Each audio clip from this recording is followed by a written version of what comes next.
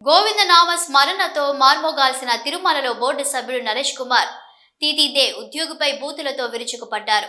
మహాద్వారం gate ద్వారా ఎవరిని బయటకు పంపట్లేదని సమాధానం ఇచ్చినందుకు నిన్నిక్కడ పెట్టిందెవరు అంటూ పరుష పదజాలంతో ఆలయం ఎదుటే దూషించారు. ఏమనుకుంటున్నావు? ఎవరితో ఎలా ప్రవర్తించాలో తెలియదా? నువ్వు బయటకు పోవయ్యా, థర్డ్ క్లాస్ వ్యక్తులను ఇక్కడ ఎవరు ఉంచారు, వాడి పేరేంటి అని అసభ్యంగా మాట్లాడడం చూసి అక్కడున్న వారంతా నిశ్చేష్టులయ్యారు.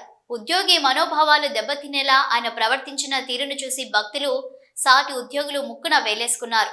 కలియుగ దైవమైన వెంకటేశ్వర స్వామి చెంత బోర్డు సభ్యుడు భక్తి శ్రద్ధలతో ఉండాల్సింది పోయి బూతు పురాణం అందుకోవటం ఏంటని తీవ్ర విమర్శలు వెల్లువెత్తుతున్నాయి.